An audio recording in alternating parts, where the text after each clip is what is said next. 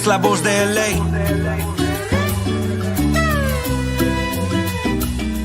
It's like una galaxiana, come and kick it with us. I bring the bossa nova beats and talk the club that we love. Another year to adjust, and Will Kuntz we all trust. 6 titles in the cabin, tell the haters shut up. Mirar al horizonte con el cielo morado. Llegamos al estadio como siempre lo hago. Es la nueva temporada, ya cumplí 30 años. Rezándole a San Pequi que no dé al travesaño. Que repartan los balones y no sean tacaños. Que regrese el contraataque y que le hagamos daño. Un saludo para Robert, hermanos ecuatorianos. Que la táctica de Ananda nunca sean en vano. Si se trata de mi gala me levanto temprano. Ver el fur en verano, en el pasto tumbado. Siempre estoy a tu lado, en cualquier resultado. Vamos Galaxy, on top is where I gotta be. Chilling in the canopy, staging like a winery. Goals during rivalries, brew from the refinery. Only want the finer things, we letting you know. Lo que pasa en la galaxia, ready, let's start the show.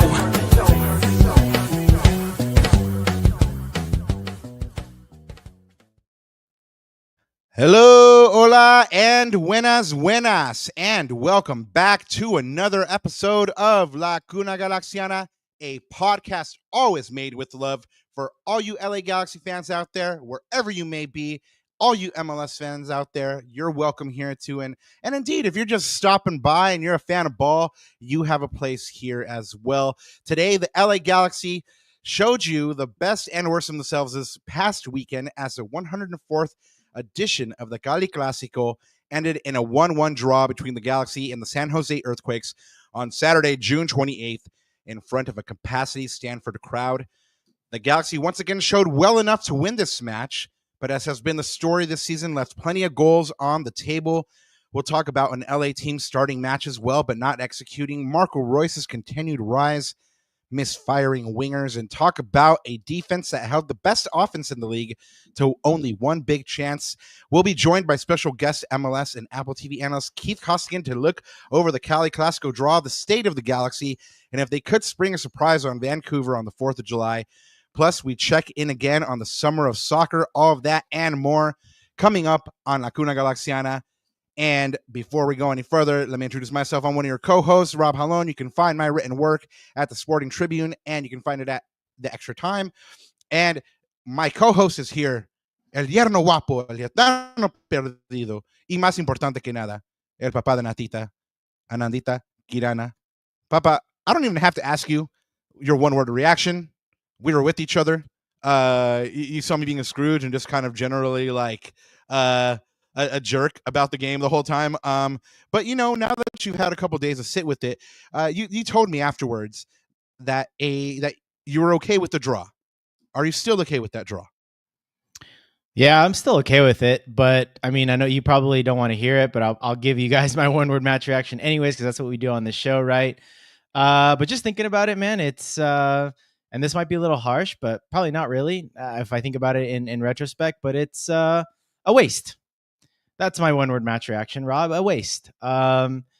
It's a waste on a couple levels. One is we wasted a golden opportunity to get 3 points on the road. That's that would have been our first win this season on the road. It would have been finally getting into double digits this year, right? And also talking about the waste in terms of the chances that we had. We'll talk about the stats later, but there was one key stat in this game that pretty much said it all. And honestly, like, I don't know, man, the more and more like I'm like dentro de esas 90 minutos, right? In the game, I'm like, okay, I'm like in fan mode. I'm like, okay, you guys got to figure something out. You know, I mean, you were right next to me watching this game. And I was like coach out there. I was like, hey, like this guy's got to be over here. But hey, like if I'm not like that during the game, then what's the point on being a fan, right? There's no point. I might as well go do something else, right? I might as well not watch this game at all. It's so hope, man. You had it. But the more like outside of those 90 minutes and when it's all over and thinking about it in retrospect, like we talked about it last time, like. This is like a reoccurrence of Groundhog's Day, right? We talked about that, but it's just also like becoming a waste of my 90 minutes. Like why? I'm literally like 90 minutes of my life completely gone. Look, just watching this team. Cause like I said, there's no enjoyment anymore watching this team right now. There literally is none, right? Like there's even in 2023, like there was like fun moments with like Ricky and like good ball. Like granted, there was some good ball in this game, but the outcome has just always been the same, and it's extremely frustrating. Man, you're preaching to the choir. First off, I mean, chat knows, but waste, by the way, waste. Yeah, but you know, it is what it is, man. I mean, like, I told you the other day when we were with each other, you know, don't expect anything because, you know, then if they spring a surprise, you'll be happy. And then, like Lex told us the other day, just go into these matches, you know, expecting, you know, the worst, and then be pleasantly surprised, and you just hang out and have good vibes and stuff like that at the digs and stuff like that. It's been that kind of year. But anyway, man, you need to do some housekeeping. We have a really good guest for y'all today.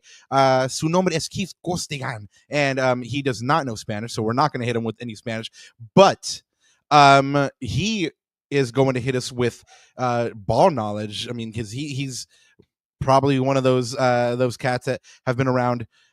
You know, probably around 2 decades, and you know, is in the upper pantheon of soccer narration here in this country, man. So Ananda, let us know what we need to know, and then you know we can hit up some of the announcements.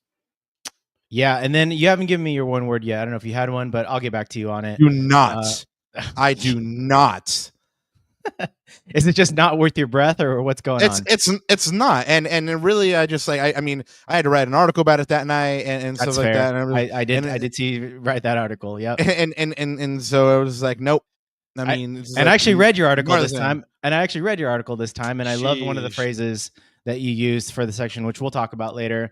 But guys, just a little housekeeping. So of course you can always follow me, block me, or stalk me at Ananda Galaxiana, and both of our tags are right there. You can find Rob, as he mentioned earlier, at El Escudero de LA. He just wrote an article on the Sporting Tribune. So go ahead and check that out, guys. Support our, you know, your local hardworking journalists here, guys. Go ahead and show them the love. Every impression counts. So there you go. And of course, thanks so much, first of all, to everyone in chat, everyone that's listening. I mean, you've got it to 600, so now we're on the road to 700 subs, guys. So go ahead. If you are watching this, you love this. If you're listening to this on playback and you do like what you're listening to, go ahead and try us out. Hit that sub button, hit that notification bell so that you know when amazing guests like the legendary Keith Costigan is on. So again, only when you'll know is by hitting that notification bell. And by the way, just a quick shout out and hello to everyone watching us on X, everyone watching us on IG right now. So we've got that feature enabled. So, but of course, as Rob always says, you know, join us on so that you can have your say, get feelings out there. You know, this has been sad food season, as Rob has always said. So go ahead and get your questions out there, guys. And speaking of questions, we do have our super chats enabled. So if you need to get something off your chest, if you want to ask one of us a question, or when we get Keith on, if you want to ask him a question and make sure it gets read, go ahead and hit up those super chats, guys. Those are available. And let's get to 6 for those 6 MLS Cups, because you know what? I don't know when the 7th is coming at this point. So let's hang on to that for as much as we can.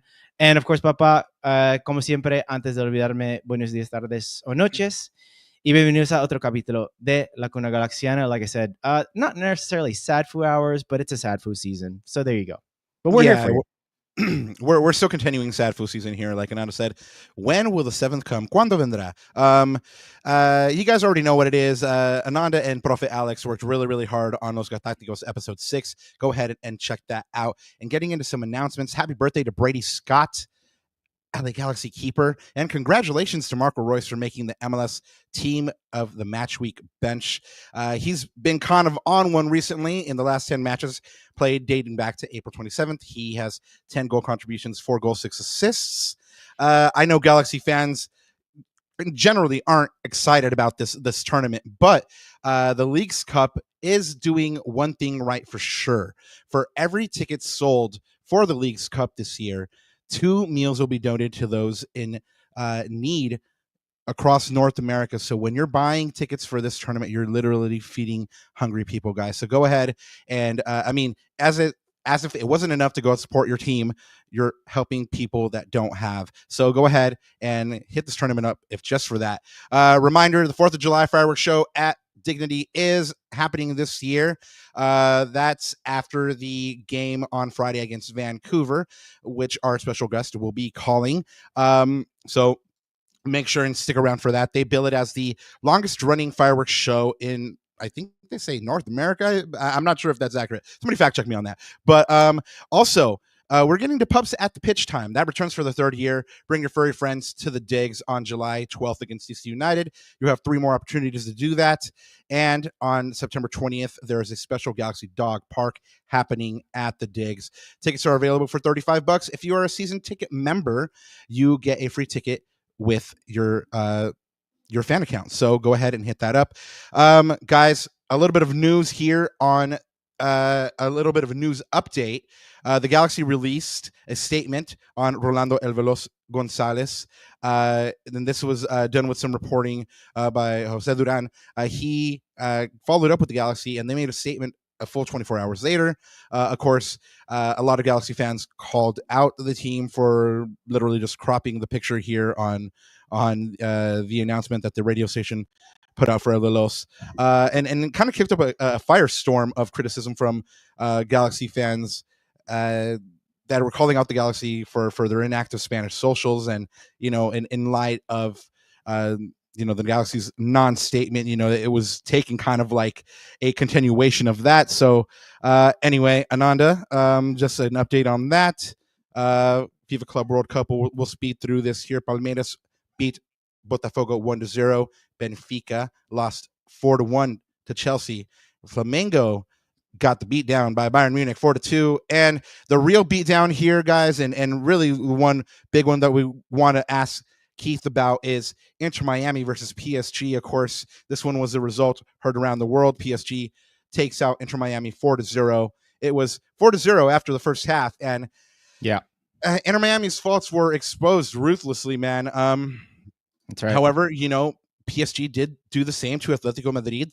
Inter Miami wasn't, and Inter Milan in the final, right? So yeah, so it's not out of, that's what PSG does, so it's not just Inter Miami. They did it to Atletico Madrid. They did it to Inter Milan, who was themselves taken out today by Fluminense 2-0. And then the big result, of course, was Al Hilal beats Man City 4-3. What a match. Match. That was incredible. We're going to get Keith's thoughts on this tournament here in a moment. Tomorrow's matches: Real Madrid versus Juventus at 12, and Dortmund versus Monterrey at 6 p.m. And, of course, the quarterfinal as it stands now. And then we move over to the Gold Cup, Ananda. Panama versus Honduras 1-1 after full time. Honduras wins that in penalties 5-4. Canada, they lose to Guatemala, heavily favored. They lose in penalties 65. And Mexico beats Saudi Arabia 2-0. And then, of course, the big match here that we want to highlight here is the Matt Freeze show. USA beats Costa Rica in penalties 2-2 after full time, and Diego Luna scores in the 43rd minute to cancel out Francisco Calvo's 12th minute penalty. And then Maxi Arson puts the U.S. ahead in the 47th to make up for the foul that led to the penalty. But Alonso Martinez sends this one to extra time and penalties, where Matt Freeze steps up to make 3 heroic saves. And of course, the swagger of this guy, who said afterwards, they're kind of my thing. I wrote a research paper about penalties. Yeah. So congratulations to the USA for moving on. They play Guatemala now at 4 p.m. on July 2nd, as well as Mexico and Honduras facing off at 7 p.m. And now tonight, I know this is the reason you guys are really all here, not to hear us, but to hang out with Keith. Exactly. I know that's really the reason I'm here tonight. Yeah. We're incredibly lucky to have another giant of the game, a special guest, and multiple Emmy winner who really needs no introduction for real soccer fans and viewers of the game in the U.S. He's been a friendly voice in your soccer memories and games for almost 2 decades, aligning you with his calls as MLS play-by-play announcer and with his coverage of the Premier League, Bundesliga, Champions, and international soccer at large. He is here now, somehow, some way. He is nice enough to give us some time. He's here now to break down the Galaxy team and the unbelievable and unusual year for the reigning champs. Please welcome to the show, Keith Costigan. Thank you so much for being here with us. We appreciate it so much. Bienvenidos. Thank you guys for having me. Are you guys sure you don't want to talk about something else, like a little bit more upbeat? You know, I don't have any like magic potion for you guys. I don't have any like, pot of gold at the end of the rainbow. So we can go a different route if you guys want. But if we want to go Galaxy, I'm good to go. Yeah, I try to convince Ananda now, like pretty much every show, like, do we really have to talk about this Galaxy team? And he's like, yes, we really have to. We'll talk a little bit. We'll open with a little Club World Cup and some of these tournaments, Keith. I mean, first off, let me say now you're an honorary cunero here because you're here with us on the show. So we do appreciate it. But you have been calling the game for a while, but right now we're a couple of years away. We're a year away from the World Cup. It's an exciting time to be a soccer fan here in the U.S., especially with these tournaments being played on U.S. soil right now as a precursor to that World Cup. What have you enjoyed most about this summer of the soccer so far? I think it's like just whetting the appetite for next year, right? Like you're getting used to having these games. It's constant. We have Gold Cup going on. We're all interested to see what's happening with the U.S. men's national team because of their struggles. So I have one eye on Gold Cup for sure. And then Club World Cup, I think anytime you have a new tournament, it's difficult. Football is crazy, like because people get mad about anything that's new. You can't change anything. Everything's tradition. But what I like about this is it's thrown games together that we're not likely to see. Boca Juniors against Bayern Munich. They don't play each other every year, every week. So when you see that come together, and one of the favorite aspects of it for me has been watching the fans in the stands. This country was built on the back of people coming from all walks of life, all different countries. It's beautiful when you have that inside the stadium. You see that passion. It gives me goosebumps. It gets me emotional sometimes because I love the game that much. When I've seen the River fans, the Boca fans, the Brazilian fans, it's just been so humbling to be a part of covering this game in any way and having it as part of my life. So that's been the biggest thing I've taken away. America, we have our identity, but America is a melting pot for so many other identities, and I've loved watching that unfold over the last couple of weeks of Club World Cup. Yeah, 100% agree. Rob, I just bars. sharing with yeah, we literally had the same exact conversation really the last few pods. And of course you see I'm wearing the Spain shirt here, but just like a little anecdote, like my wife caught World Cup fever when we watched Spain in 2022 in Qatar, and she's a casual fan, but boy, I've never seen my wife like that. She caught the World Cup fever. And this is what you're saying. You see the atmosphere, you see the excitement, you see everyone dancing in the streets, having a few drinks together, having laughs and talking soccer. And it's infectious. It really becomes a disease. Like World Cup fever is so real. And that's exciting. Yeah. I think there's something pure about football because the players on the field, I know we talk about transfer fees, etc., but you can't buy your position. In every other walk of life, we can have this argument, he's a great actor or not, he's a politician, or whatever. But in soccer, you literally have to earn it. Sport is that one place where your dad might have been great, but if you're not getting in. There's no hand-me-downs. You have to be that good or you're found out. And I think it's why it's always been the sport of the people throughout the world. It's like It's been a way out for so many people. I love it. I mean, I can't stress enough. Look, I know there's a business element to the game, but at its purest essence, the game is the fans and the players that have dreamt their whole life to pull on the jersey of River, of Bayern, of Manchester City, or whatever. Watching that unfold is simply incredible. Great. Yeah, no, I mean it's the game that allows us to turn into 8-year-olds every time we watch our team, and you mentioned when you came on that the Galaxy, maybe we want to talk about something different, but that's part of it as well. Every time that team plays, Galaxy fans tune in hoping that 8-year-old is hoping this, hopefully today's the day they turn it around, right? It hasn't really happened that way recently, but speaking of just the fans here in this tournament and who were incredible, you're absolutely right. I think the fans kind of showed out a little bit more than the MLS teams here in the tournament. Who there were these 3 MLS teams that participated. Only Inter Miami goes through. They caught a lot of criticism for that 4-0 against PSG, although they did it to Atletico Madrid, they did it to Inter Milan as well. For you, were you surprised by the relative lack of success of the MLS teams in the Club World Cup, or was it, part of the course for where the league is at the moment? Or were you expecting maybe one of them to make a deeper run? No, I got to be completely honest. I think when you look at sports at the very top level, you look at the likes of Man City, even Al Hilal today, you look at the squad, Milinkovic, Savic in the middle of midfield, Malcolm further forward, Koulibaly, who a couple of years ago was consensus one of the top 3 defenders in the world. Right. You have to bring in that kind of quality. Now, MLS doesn't have that kind of budget in terms of salary per year. And when your salary is 10 times less than the opposition, it can show. And I actually think, overall, I didn't know what to expect from MLS teams. I thought they acquitted themselves quite well, but I didn't envision anybody making a deep run based on that. I think I was talking to some of the guys. I won't mention the club name, but they're also in this city. I'll just say that. But they came up against Chelsea. Chelsea's budget for their academy is over 30 million per year. That's their academy budget. Yeah. That's more than. So I think we always have to remember this. People don't like hearing it, but we shouldn't be comparing MLS now with leagues that have been around for so long and worked their way through TV deals and got themselves to the position where financially they can compete.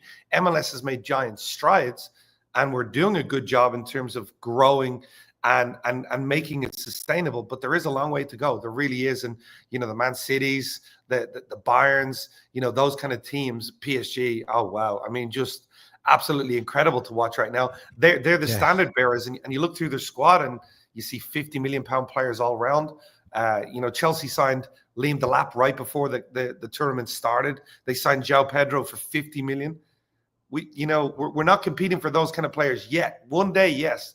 But I thought overall, MLS sides acquitted themselves well. I thought, Inter Miami did a good job getting out of the group, but they were never going to be a match for PSG for me. PSG, the best team in the world by far.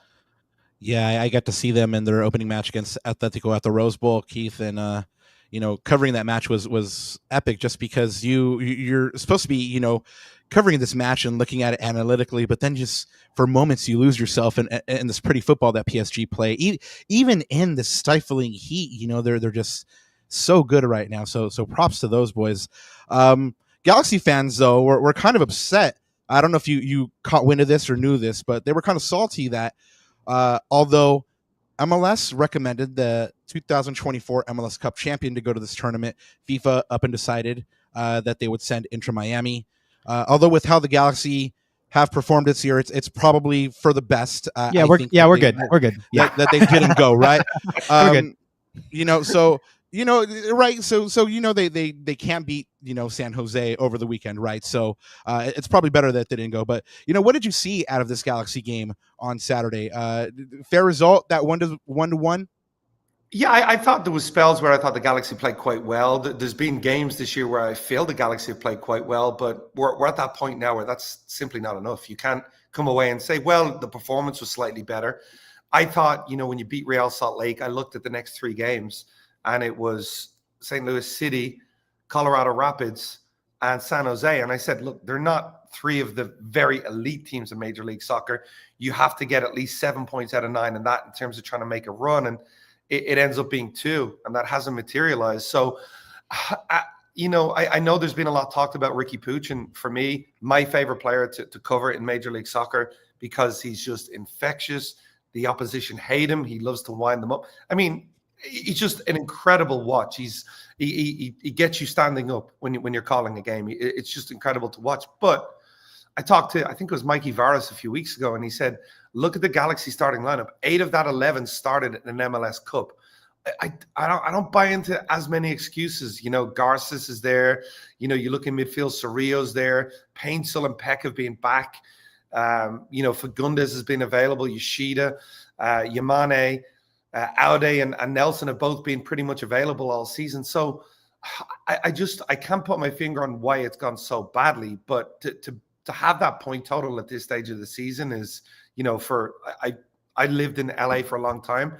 LA have been the standard bearers in Major League Soccer for so long. I never thought I'd envision a day like this where the Galaxy would have 1 win at this stage of a season. I think it's almost unforgivable. Yeah, Ananda was talking about how this was a major opportunity dropped for the Galaxy Heat because they generated the chances. That their passage of play was pretty decent. I mean, they Yeah. certainly had enough chances to win this one. I mean, wasteful wingers, a combination of wasteful wingers and Daniel standing on his head, making a couple of great saves, keeps this 1-1. But should the Galaxy have won this match? I mean, based on the passage of play, did they deserve more? Yeah, I think when you're in a slump like this, you find ways to not win games. A couple of weeks ago against San Diego, late on, lost the game late in the final minute. There's other games this year where you think of mistake. I think there was the mistake that day was Garces just chops one up into the air. I remember Orlando very early on in the season where I thought that was one of the best performances of the season for the Galaxy. And then you have McCarthy with a goalkeeping blunder on the free kick. You have the penalty that goes against you. You can talk about we're unlucky, we should have won. But when you have as big a window of games to talk about, when it's over 16 or 17 games, it's not just, well, we almost won. It's a real problem then. You have to say, well, look, the quality's not there. And that's been the case. I did not picture being at this stage of the season and talking about Paintsel and Peck having 4 goals between them. It's crazy to think when you consider how unplayable Gabriel Peck was last year, how good Joseph Paintsel was last year. For them to not be firing, Marco Reus has been I know he's had a lot of goal involvements, but he's never really taken over games for long periods for me. There's so much concern there for the Galaxy. I will throw in as well, though, when you win a championship, I think you should be allowed to build upon that. And the league doesn't always allow that. I've never understood that in American sports where the last team gets the number 1 pick, etc. That doesn't fly with me. Like, don't reward teams that are poor. Reward teams that have gone out and done something good. So I feel for Greg Vanney in that regard. But ultimately, it's 1 win at this stage of the season. There's no real excuses in that regard. Yeah, and we've been talking a lot about on this pod too, Keith, is this idea of momentum, especially in a parity league like this, where if you're on a winning streak, whether you're on the winning streak or the losing side, it's hard to get out of. So, for example, if you're in a rut like you are the Galaxy, it's hard to get out of that losing mentality. I mean, it drains these players, and I don't know what's going on in that locker room, but. And I always talk about on the show is like, I always tell Rob in the chat, like, we've got to get the stench out of losing this year in the locker room. It felt a lot like when we covered the 2023 season, just a lot of things weren't going our way. And that sort of pressure of wanting to win so badly, but yet that stench of losing it reeks in the locker room. And I don't know how we can get out of this season, but I feel like at this point, it's at that stage where it's all mental. It's all in between the ears. Well, mental is the biggest thing. I mean, I'd ask you guys. You guys are there every week, and I've been around. I grew up a Liverpool fan, and when Liverpool were having tough days, late on in games, I felt a mood. You know, when you feel everybody's feeling like anxious. Yeah.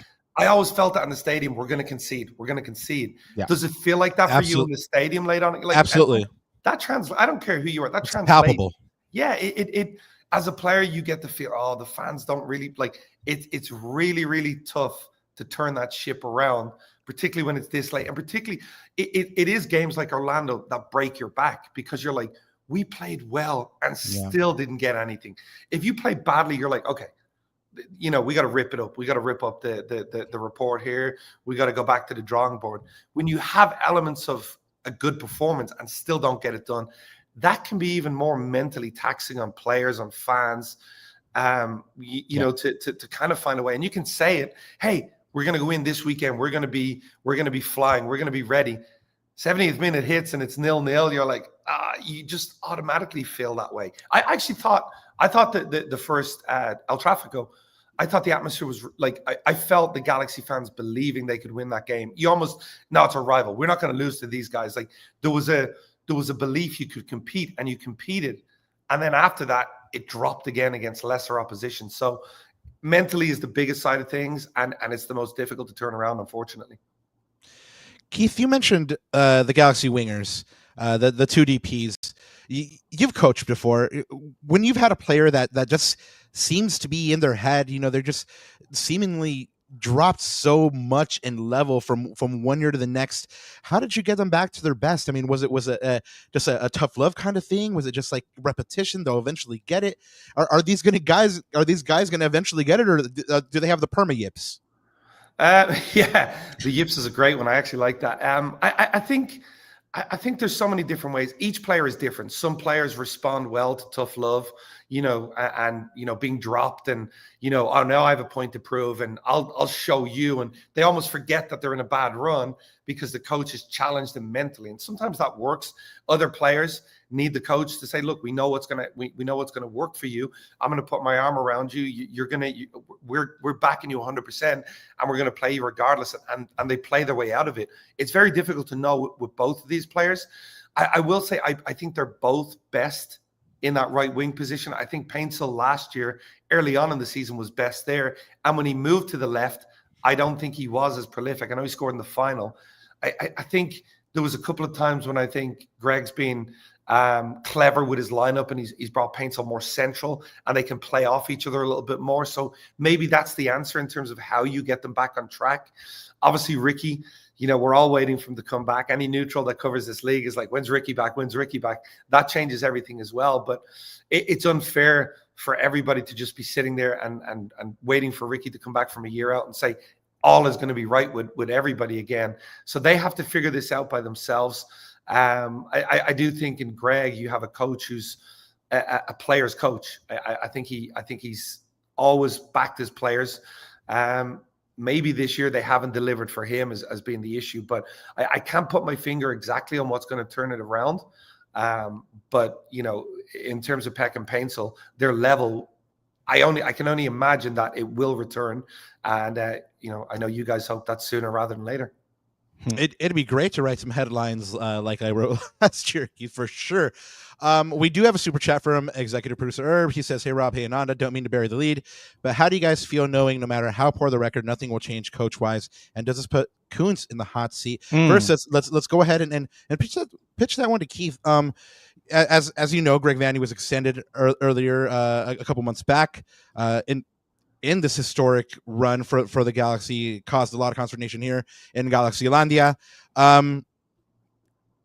Does this put Kuntz on the hot seat? And does this kind of build a bad standard for the Galaxy? Like, the coach, no matter what he does, he has a contract and it was just extended, even though it's a historic losing record.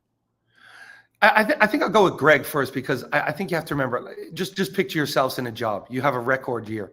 You go out and, win every award, win the title, and you forget to sign the new contract. It just doesn't get done. And you start the next year not as great. You've still earned the right. Like, I think that contract, if it's signed in December, you say, yeah, of course, Greg has just won the title. It was probably ahead of schedule. So that gets done. But because it's moved on and dragged on a little bit, I kind of like the fact that the Galaxy have honored their commitment to Greg, given that he's won the title. So I do like that. I do think, any team has to show that level of quality in terms of how they treat their people. And I think the Galaxy did that well. I think Will did a tremendous job building a team that competed Absolutely. last year for a title. But you can't be out there with the title and say, yeah, we did this, we built this.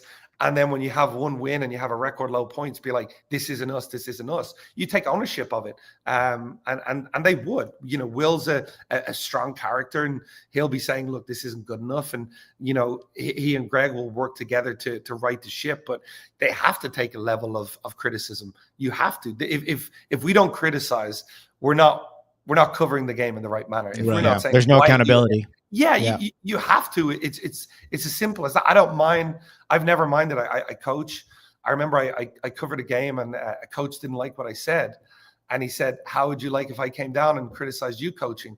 And I said, "Have at it, do it. Like, if I'm losing a game, I'm probably trying to figure out how to win. I'm not like over here trying to worried about what you say." So I love the fact. I think, these kind of forums are the lifeblood of Major League Soccer. This is what makes MLS, build a community that we all value. And part of that is accountability, because it's worldwide. Everywhere you go, you lose games. We talk about what's gone wrong. How do we fix it? who's at fault. That's the nature of it. And Greg knows that, Will knows that. I think they've earned the right to fix things. Having said that, if there was a change, I don't think they could look back at this season and say, well, we did things 100% correctly either. So it's good that you guys are holding them accountable, asking those questions, and that puts a little bit of added pressure on it to turn things around and steady the ship again. How does this team approach the rest of the season in terms of that mindset and mentality? I mean, it appears to be a lost season. I mean, mathematically still not eliminated from the playoffs, but it's going to take a hell of a miracle. It's going to be the 30 for 30 documentary, or like the MLS documentary part 2, because it would be momentous. It doesn't seem like it's going to happen. I mean, how do you contend with that mentally as a player? You have pretty much half a season and it's gone. It's tough.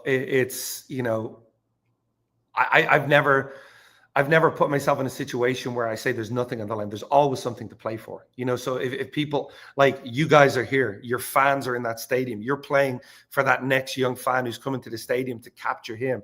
As a player, Storillo had a great season last year, but now you're fighting for your future again. You build, right.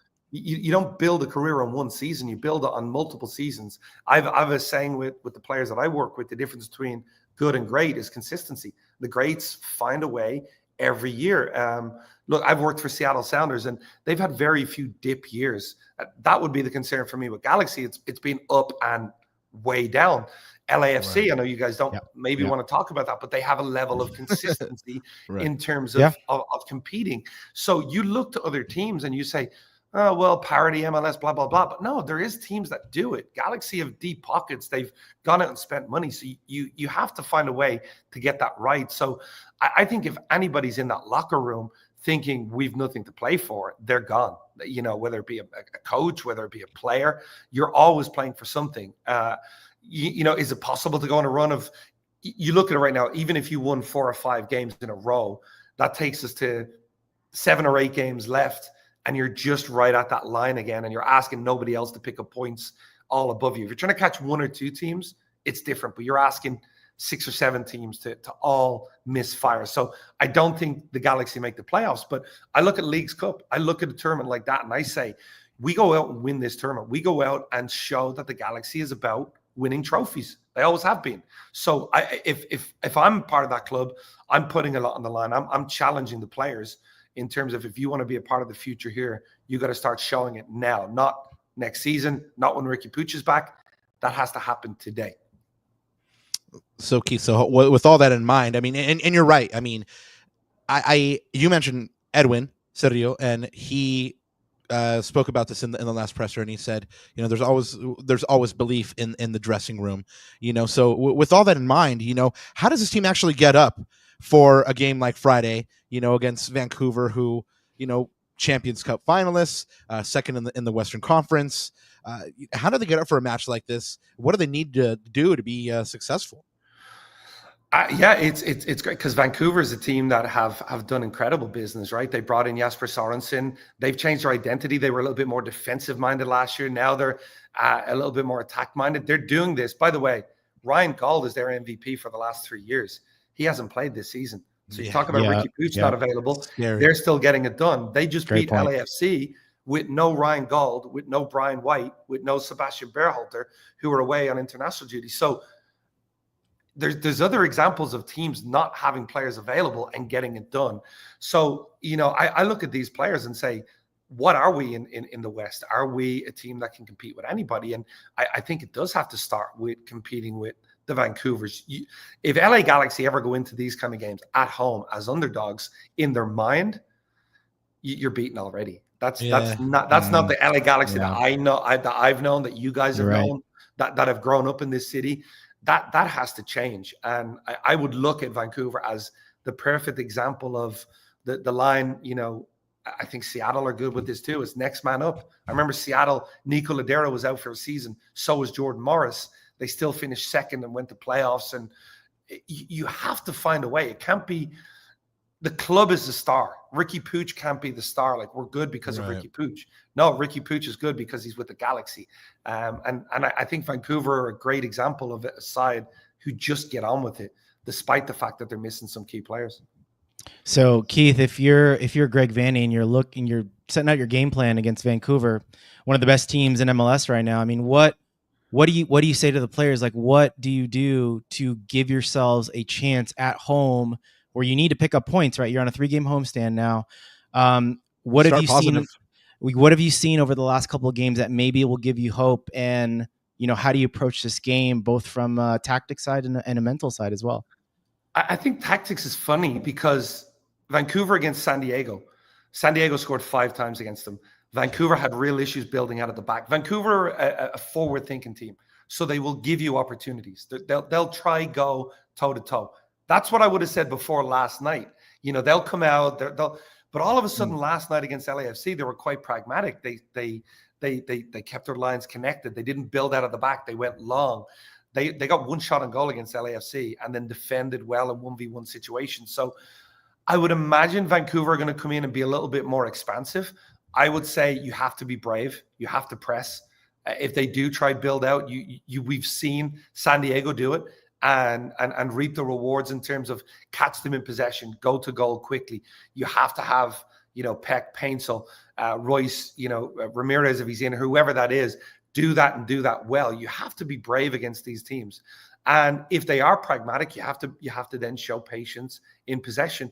I thought, you know, LAFC losing last night, the one thing they didn't have was someone who could pick a lock. They didn't have a player who, you know, has that Marco Reus moment in the final third where he can play that defense splitting pass. So you have to be patient if that's the approach from Vancouver.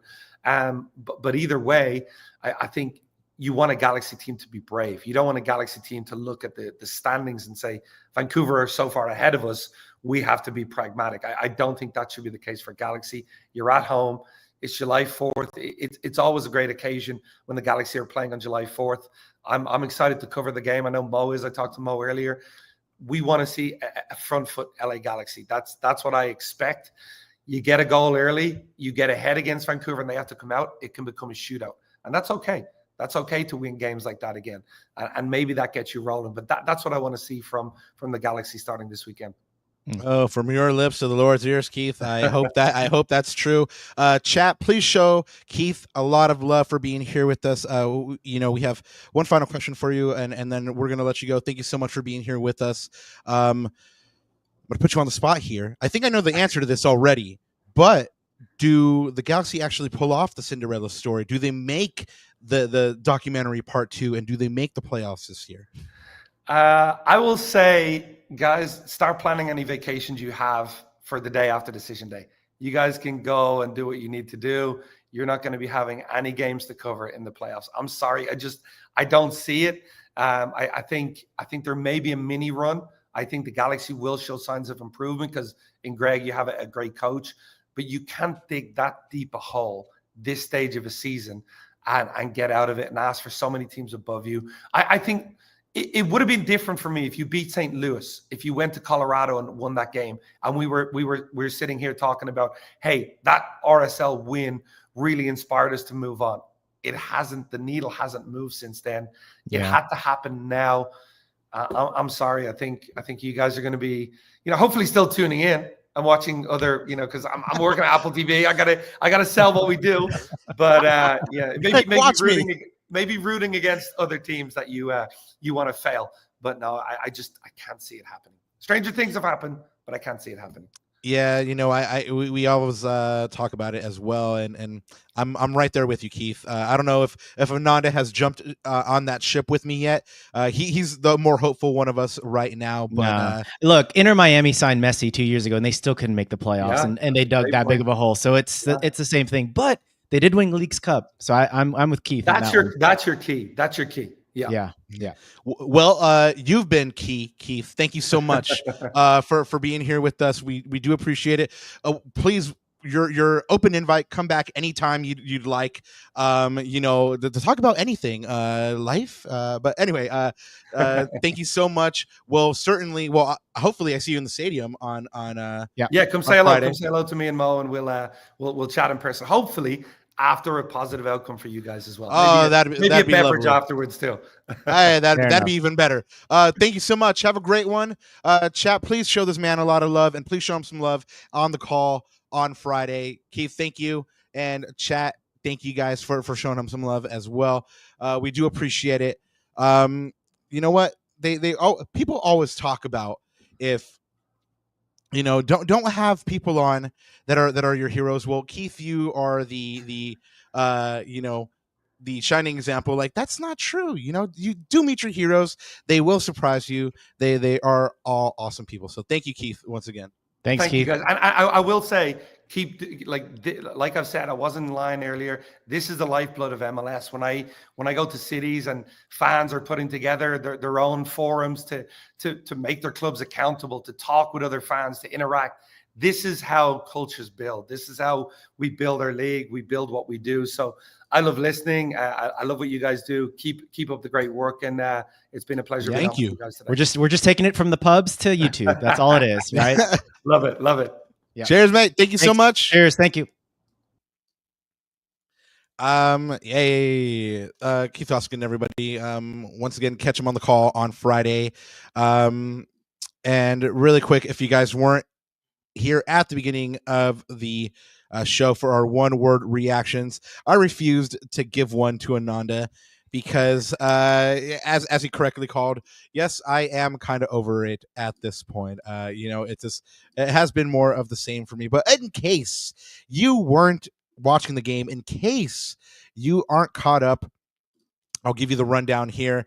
As has been the story many times this season, the Galaxy started well in this 1-1 draw. They made chances only to spurn them. Joseph Painso had a good chance at the beginning of the game. Marco Reus played him in on the left, and instead of stopping, taking a quick touch, and sending a curler into the corner, he absolutely skies this shot, as did Gabriel Peck on a couple of occasions, who fluffed his line shooting straight at goalkeeper Daniel, who had a wonderful match, making several key saves against both of them. The Galaxy's wastefulness would be punished by LaRue, who I had just gotten done talking to Ananda about when he scored this goal. I think literally seconds before that, Ananda, I had said, hey, Bruce Arena unearthed a gem in this Bo LaRue kid. And then, bam, You did. golazo. Brujo. This kid shouldn't be given all that space, man. As soon as it happened, I went on a tirade for all the space being given to him. But the way this play develops, Mark Anthony Kaye finds LaRue in space there in the midfield, and instead of Zonka going ahead and stepping up, LaRue has all the time in the world to kind of pick a spot, and he sends a curling strike over Novak Mikovic, a golazo, probably the goal of the weekend, if I had to say. But the Galaxy get their tie in the 70th minute, courtesy of Marco Reus. In a microcosm of the Galaxy season, this goal had a little bit of everything. It was pretty, it was ugly, and ultimately it bobbled over the line, and it just about got the job done. The former Dortmund star plays a quick, slick interchange with Mateus Nascimento. Quick give and goes to find himself some space. Initially, I thought this one was saved by Daniel as well. He does make the save, but he can't bat the shot away or out of bounds, and it kindly falls to Marco Reus, who just pushes it over the line for the 1-1 where it would end. Ananda, there were a couple changes in this starting lineup. What did you see from Greg's starting 11? Yeah, I mean, I think the key points here, if you look at this lineup, so first thing that was a surprise, I thought, was Maya, right? So he was benched in favor of Zonka. Julian Aude, who we've been calling for the last couple of pods, he finally gets the start. And Diego Fagundes. Hey, Greg definitely listens to the pod. He definitely listens to the pod. And then Diego starts in place of Lucas Sanabria in the midfield. Let's go through them one by one, Papa, since you've been asking all the questions. Maya, bench, you think is the right call? Yeah, I'm not. Okay, wait. I'm going to back it up. Okay. I'm going to actually answer that with I don't know if it was the right call, but I'm not mad at it. Like after the recent performances, maybe this is what was needed. Maybe Maya needed the rest. Maybe mentally he needed the rest. Who knows? But I'm not mad at it. And ultimately, the starting center backs only give up one big chance. Only give up one big chance on goal. Unfortunately, Ruiz scores a worldie. But no, I'm not mad at it. I'm not sure if it's the right call. Who knows if it's Maya there instead of Zonka. He steps to that ball, and we're talking about a 1-0 win instead of a 1-1 tie. Hindsight is 2020. Who knows? Okay, fair. Yeah, I think. I mean, I think just based off of the rest and all the travel, I think he needed it probably. It'll be interesting though. I'm not going to read too much into it until I see who the starting center back partnership. Well, actually, that's not true because I believe Emmy is suspended for the next match, if I'm not mistaken, right, Rob? For yellow card accumulation. I saw that, but then I saw a note as well that he wasn't. So I'm gonna have to get final confirmation on that. Well, if that's not the case, if Greg's not forced into that change, that's going to be. I think I will read more into that depending on who the next selection is. Again, just in the case that Emmy isn't suspended. Julian Aude, I don't know if we're going to get to talk about him a little bit later, but what do you think about his performance overall? Should he start the next match, or did you think he warranted the start for the next match? Yeah, I liked it. I liked the ability.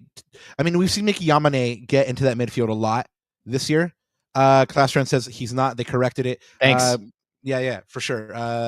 And yeah, that's why I was like, I believe I saw a note. Yeah, so that'll be an interesting call for sure. Class trends with the hookup there on the fact check. Sorry. Mickey Yamane has been getting into that midfield a lot, and we saw Julian Aude. Yeah. No, I know. Yeah, but no, I'm just saying, like Mickey Yamane earlier in the season, or like pretty much all season, has been getting into that midfield a lot, and we saw Julian Aude kind of do that a couple of times this year. So a lot of the attacks this season have come through the right side because Mickey Yamane has been getting into that midfield, and so now you're seeing a little bit of a more varied attack. Maybe Julian Aude can go ahead and give the team the balance that Greg is looking for. He's definitely better on the ball and better at advancing the ball than John Nelson is. But again, you're losing a little bit of that defensive stability. However, I didn't think that they looked caught out really in this match. I mean, there were a couple of moments where San Jose built good transitions, but they didn't. There wasn't a moment where I really thought they were at 6s and 7s. They did pretty well. For me, definitely start them next game.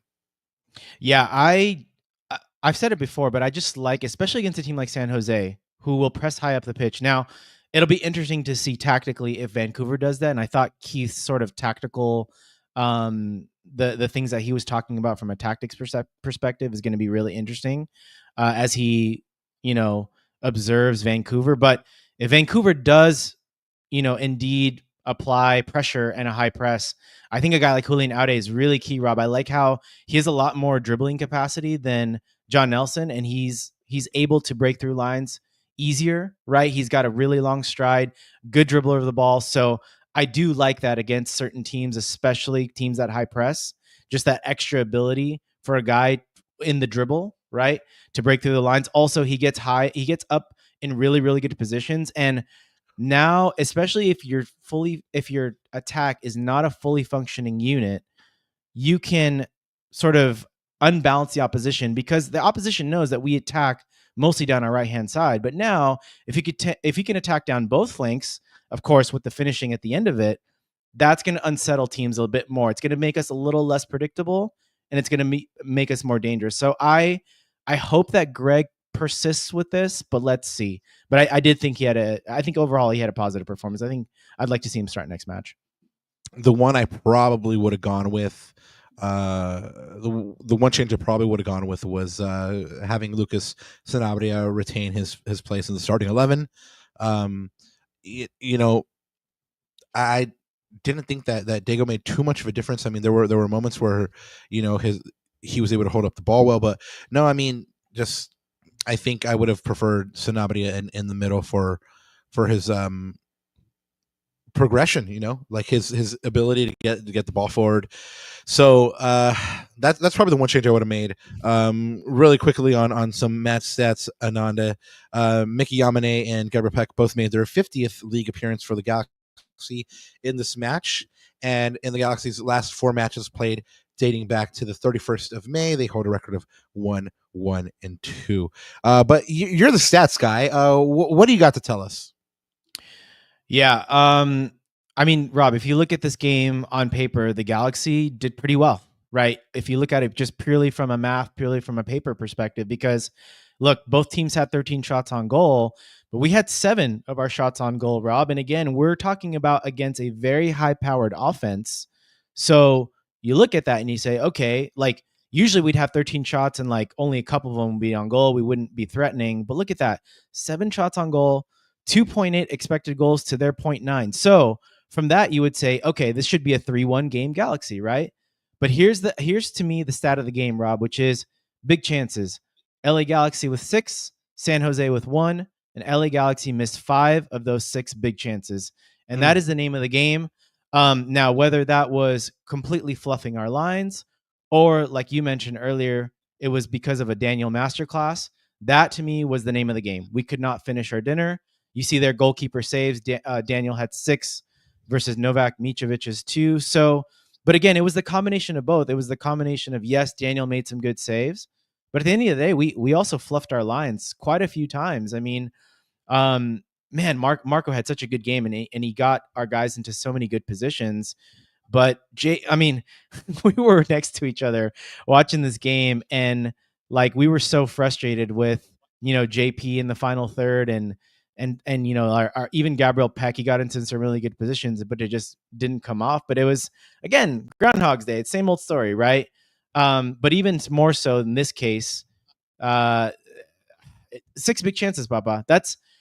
And this is like, so this now goes me down the line of thinking that, remember what I said last pod, which is it feels like I'm covering 2023 all over again, because I distinctly remember in that season, there were games where we had 4, 5, 6, 7 big chances and we'd still lose or get a point out of the game. Right. And so those things are, if it happens once, okay. But if it happens like more than a few times, it's a confidence thing. Like, I'm sure it shoots the confidence of these players. Like, why can't anything go right? Why can't we do anything in the final third? Why can't we execute? It's the quicksand. Your favorite word. You're right. And it's all of that stuff, right? So, and that's why, like, and in that season, it took like, a Billy Sharp signing for us to sort of knock in some of those goals, right? You remember that 4-3 comeback, I think, against Minnesota at home as an example of that. But again, in that season in particular, just the injuries just took too much of a toll. Gaston Brugman, Ricky Puig, the list goes on and on. But man, it like I said, it feels like we're covering 2023 all over again, and it's just with no boycott to have to lean on, right? No crutch this time. It's all us. Well, I don't know about a boycott, but Friday should be interesting. Teaser. Yeah, fair. But anyway, yeah, you were talking about Marco. A lot of his performances are being wasted, man. He should have had a couple of assists against St. Louis, should have had a couple of assists against San Jose. I mean, again, in the 7th minute, Ruiz puts it on a plate for Joseph Paintsel. It's just Joseph Paintsel and Daniel. Doesn't even make the keeper work. Make the keeper work at the very least, even in El Country. But anyway, yeah, a lot of those performances are being wasted, and it's unfortunate. Maybe it will take a signing like the new Billy Sharp for 2025 to knock in some of those goals. Who knows? Who knows what kind of assets the Galaxy actually have that I know of. They don't really have a lot to play with, but maybe they have some deals in the works here. Yeah. But we asked Keith Ananda, how do you solve a problem like the Galaxy wingers, right? He said that each player needs a little bit something different. With JP specifically, Greg commented on him. Said that he's second guessing himself or overthinking the situation. And this is something that he said about Gabriel Peck on occasion. A lot of the times I feel like he's decelerating in the moment when maybe he needs to accelerate through it and make it more natural and seamless. I feel like he's in his head a bit. That can happen. You miss a number of chances and you start to overthink situations. That was him a little bit, honestly. And I remember him saying this about Cabral as well. Honestly, having him out there means that we're getting chances. If we don't have him out there I'm not sure we're getting those same chances sometimes. We got to help him work through it and get some repetition on the training field, as we have a couple of days this week. These 2 games came quickly. Just try to get him on the training field and try to get him in the natural flow. I just feel like he's overthinking many of these situations. 11 touches in San Jose's box, 0 shots on target, Ananda. I'm going to ask you, because I asked Keith, but I want to know what do you think, man? What's going on with JP, man? Yeah, it's nothing but confidence. But you know what? It's funny because I was trying to look at the numbers really quick right now, and I feel like last year, statistically, he was never really a clinical finisher, Rob. There was, again, we were always in these games last year where we'd had 4, 5, 6, 7 big chances, and I feel like we were wasteful in a few of them. Now, credit to him, though, towards the end of the season, he started scoring big goals, like momentum shifters, right? You think about the goal in Colorado, I believe in the first half, it made it 2-0 coming into the half. I remember he scored the curler. This was the game in Colorado. Remember the opening goal in the final against the Red Bull. That was JP, right? Last year he was tucking those away, especially in big moments.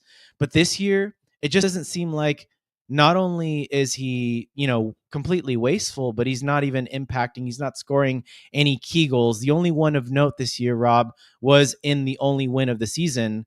Funny enough, right? Isn't it ironic when we finish our chances, we actually get good results? Isn't it ironic? Yeah, exactly. Against RSL at home. So it's just a confidence thing. And you know what? I think in the second half, if you notice, Rob, just a tactical tweak, and Keith mentioned this a little bit, he switched positions, or he switched sides. Yeah. And I think what made that interesting was, now it put Gabriel Peck in an attacking or finishing position, and whoever the striker is, whether that's Nasi or Christian Ramirez, and JP actually put a really, really nice delivery into the box for Gabriel Peck. Yeah, it was a nice prop. And so I think maybe just seeing things like that will boost his confidence. He needs anything right now to get his confidence levels up. And not that necessarily shying him away from that position, but maybe he makes a couple of good plays and he gets that positive reinforcement, right? And then maybe when he's in that 6-yard box or in that penalty box, he has the confidence now to slot it home, or he just stops thinking. He just plays, like we mentioned it last time, play like you're 8 years old again, play like you're 10, because your instincts kick in and you don't think about anything else but how you've been playing soccer your whole life. And so it's all in between the ears, man. And it's, for him, it's just repetition and maybe a tactical shift. And we might see it next game, maybe a tactical shift, him switching on the right side, which is more natural, his natural position, getting an assist, seeing him do good things might give him that positive reinforcement that he needs. It's nothing else, man. It's just that. Yeah, we have talked about the mentals. Let's take a time out real quick to show some love to chat. Who is doing their thing as usual. Pottermus 2022 says it looks successful compared to this. Cross Trends talking Galaxy in the house for damn sure. What up to y'all and shout everybody out. and everybody that's on the Talking Galaxy family over there, man. Give him a break. eSuper says about Paintsil. Pottermus says short books how to do origami with Mickey Yamane. I would buy that, and I would learn how to make a little paper crane. And then maybe Ant says only here to call Rob Daddy and to tell Ananda that those de Madrid me la pen. Oh my gosh! Avi, Let's see tomorrow. Let's see tomorrow. Let's see tomorrow. Let's He see says, tomorrow. Let's see tomorrow. Stop picado. Hey, the Xavi Alonso revolution is here, Papa.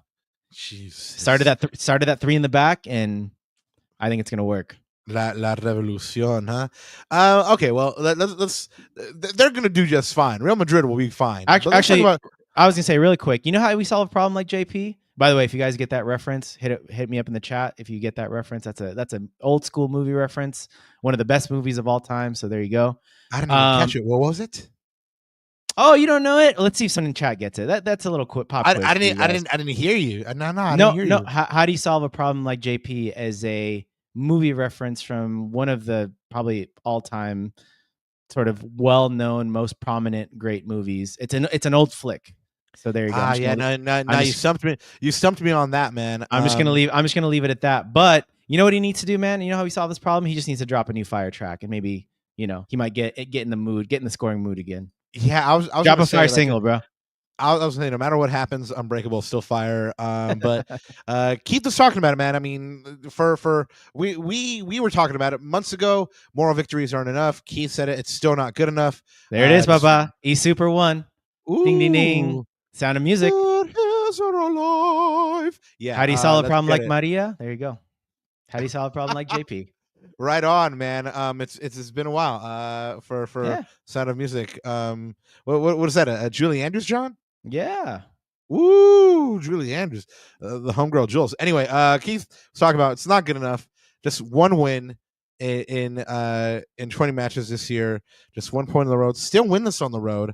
Still on single digit points after 20 matches.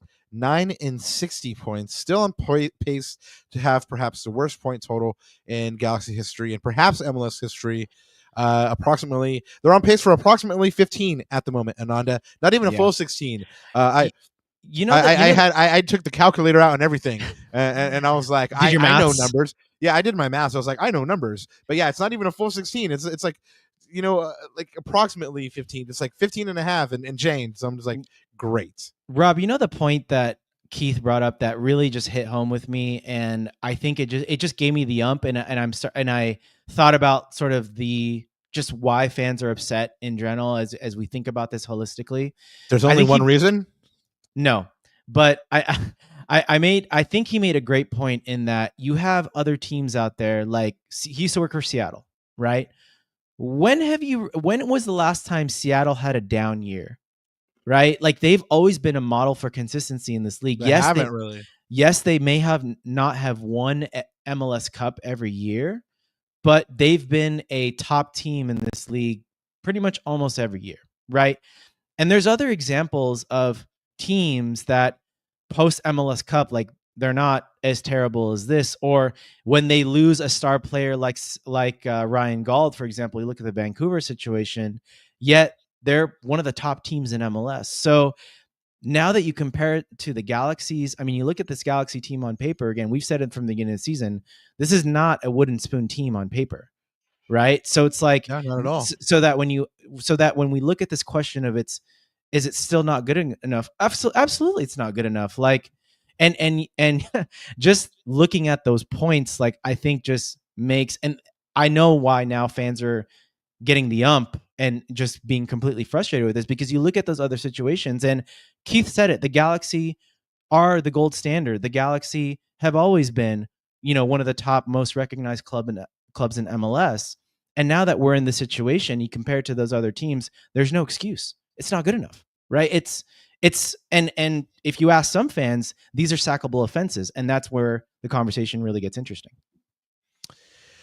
Yeah, we've had that conversation already on this podcast, which reminds me, if you want to know about that conversation or want to know where we stand on that conversation, you guys can hit the back catalog, hit the subscribe button, go ahead and check them out. Of course, you'll find all these fun episodes like with Josh Guessman and Will Kuntz and the Stash, Tommy Bogert and Sophie Nicolau and the Portuguese Hammer. I mean, yeah, just sub. You'll like what you hear. I hope anyway.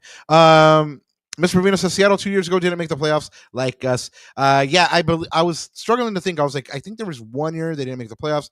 Mr. Provino lets us know that was 2 years ago. But on the whole, generally, they've been a model of consistency. They've been pretty consistent in making the playoffs. And Keith mentioned, I mean, the Galaxy, I mean, for a lot of their history have had incredible highs, and then they've also had incredible lows as well. Ananda, you kind of were surprised me earlier when you said that you read my article. I want to say thanks. Worked really hard on it. But anyway, chat, go ahead and check out that at the Sporting Tribune. There you go. Did you have a Defending the Badge winner? Well, I did, but let's talk through the candidates first, Papa, because and obviously, like, I had one, you had one, but of course, chat always wins, or in this case, people who the millions and millions that came out to the polling stations and voted. Yeah, they crashed the system with all the votes, man. It was crazy. Exactly. We had to do a recount and everything. It was horrible. But yeah, these are your candidates. So you've got Marco Reus there. Goal, 3 shots, 2 chances created, 3 recoveries, 4 duels won. I mean, that's really interesting, right, Rob? We don't expect that Yeah. from a But guy like Marco got Marco stuck Reus. So in. he's doing the work, man. And I look at that stat, I'm like, okay, like, and it's funny because, you know, a lot of the some of the fan base were giving him flack for the first part of the season. He was too injured. He's past his prime. He's washed. Da da da da da. To be honest, man, he shut a lot of us up these last few weeks. So mad credit to him, and I hope he stays healthy for the season. You had Mateus Nascimento, who we haven't talked about much, but I thought he had a solid game. Should have had an assist, 2 chances created, 2 clearances. What they call him last duels, time, Nasty Nasi? Nasty Nasi. You had Mitrovic, who I thought, again, had another positive and solid game. Made a couple, I thought, you know, momentum-changing saves, I thought. 2 saves. And Emi Garces, who was back in the starting lineup. And you know what, Rob? I thought his duel, that little confrontation, that little battle he had with Preston Judd, I thought was really interesting. I thought that was... I thought they were going to swing on each other, him. I thought that was really fun to watch. And you know what? Credit to Emi, because Preston Judd is a high octane, sort of high activity rate, high work rate type of guy, right? He's that type of an attacker. He can be in handfuls. So shout out to Emi for being physical with him, matching him stride for stride, and staying relatively composed. I thought there was a few moments where I was like, okay, Emi, calm down. Cálmate, está bien, no pasa nada. But everything, I thought he managed the game actually quite well. 1 block, 1 clearance, 3 interceptions, 5 recoveries, and 6 duels won. For me, it's easy, man. Let's keep this one simple. For me, it's Marco Reus. I think he's been the Galaxy's best player this season.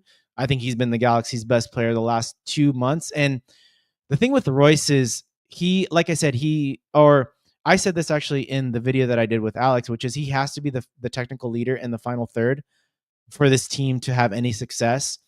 Because, man, you just see it. He's just class. He oozes class. His first touch, the way to the pass, the way he lets the plays develop. And when he gives you a slide through pass, it's perfect. Has the perfect weight, the perfect angle, so that the attacker, all they have to do is just get that one touch out of your feet and just put it in the net, right? Which unfortunately our attackers haven't done much of. And you look at that goal. 7th minute, Joseph Painzel. You look at that goal, man, between him and Nasi. Beautiful. That's football in a nutshell, right? Yeah, beautiful really one-touch passing at the edge of the box. And again, shout out Nasi again. He's really good in that 1-2 combination play. And Roy's just class. He gets a little lucky, but again, you make your own luck in this game sometimes. And Royce with a classy finish, and he's been our best player, man, no doubt. And I have to give him credit. I was poo-pooing him a little bit too earlier in the season, and now we're getting to see what, you know, a max TAM player will do for you. And this is probably the vision that Will Kuntz had in mind when he signed Royce last year. So again, I think he's earned his contract this year. So shout out Marco Reus. He's been very good. Yeah, no dramatics either for me. Marco Reus for me, and then unsurprisingly, the Peoples voted Marco Reus as their defending the badge winner for match day 21 as well, with 71% of the votes. So that's not too big of a surprise. He has been playing great. Honda says Reus has to step up. Hood is not there, so someone has to step up with similar qualities. And Easter1 says Royce's old legs is risking injury if he pushes himself. You know, I've been worried about how much the Galaxy have been having to push him. Hopefully, like Ananda says, he gets through this stretch uninjured, because he's been playing really, really well. Ananda, before we get out of here, let's look at the table real quick. Unfortunately, I gotta do that to you guys. Yes, unfortunately, man, it's all the way at the bottom. After 20 matches, you know how on mobile you can't even see the Galaxy at the bottom of the I know, table. you gotta scroll. You gotta scroll. Yeah, you have to scroll. It's redonkulous. After 20 matches, the Galaxy holds a 1-13-6 record, 19 goals for and 42 goals against. They are on 9 points. As I mentioned, that's 9 out of an available 60 at the moment. 0.45 points per game, negative 23 goal difference. 15th in last place in the league, and dead last in the Supporter Shield race. Shocking. Yes. Like I said, unusual, unexpected, definitely maddening. Well, that pretty much brings us to the end, Ananda. On Thursday, July 3rd, we'll bring you our full match preview against Vancouver. And then a week from today, on Monday, July 7th, we'll bring you a Vancouver Whitecaps reaction for that match happening on the 4th of July at the Digs. And that's the start of the Galaxy's 3-game home stretch. They'll be playing Vancouver on the 4th, DC United on the 12th, and Austin on the 16th. All three of those games are at 7:30. The Galaxy do get to stay in town for their match after that against LAFC on the 19th. They'll be at BMO Stadium for that one. Ananda, anything to add before we get on out of here? I just want to say, just really thank you to chat to everyone who's joined us tonight. Hope you enjoyed Keith. Again, I thought he was. There was a couple points where I'm just like shaking my head.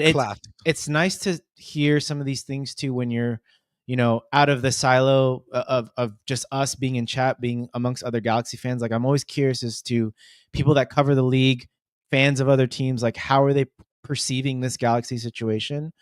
But the one thing I wanted to leave with too is just maybe on a positive note. And I want to go back to that thing that I mentioned to Keith, which is, remember in 2023, Inter Miami, they were shocking, just like us. They were probably on a historically bad pace as well. They signed Messi, they won Leagues Cup, and unfortunately, they just couldn't dig themselves out of the hole. But again, it sort of built the pillars for the following season, right?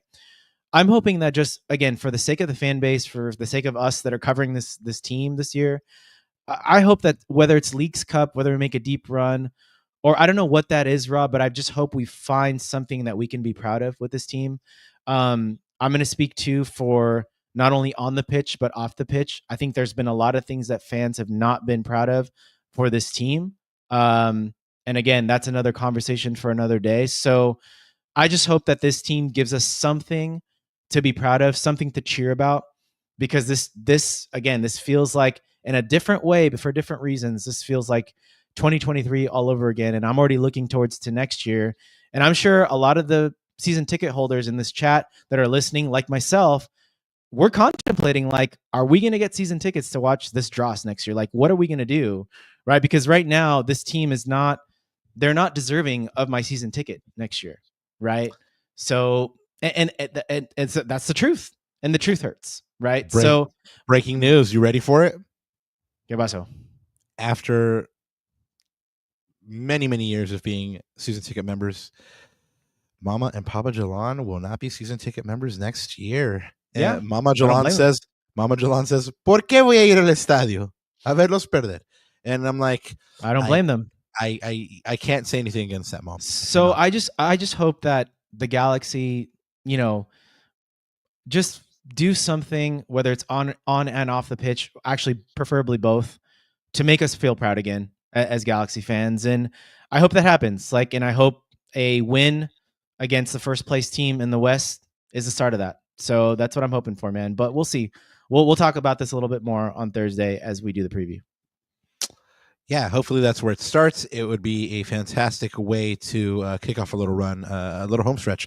I want to thank Keith Costigan once again for gracing us with his presence. I especially loved his comments at the beginning about the beautiful game and about just how beautiful it is to see every walk of life enjoying soccer and indeed enjoying their life in just an exemplary way. And man, I if anything, you take anything out of this conversation, this podcast, just listen to Keith's maybe first 2 minutes of his comments, and that's really the way we should all be aspiring to live. And that's really why I'm thankful that he was with us here tonight, aside from the incredible football and soccer knowledge. But I think that wraps it up for us. Next time we are with you will be Thursday. Make sure to subscribe to this podcast. Let all your loved ones know. And until further ado, one thing left to say. G's up! Do we all? Te queremos, chat.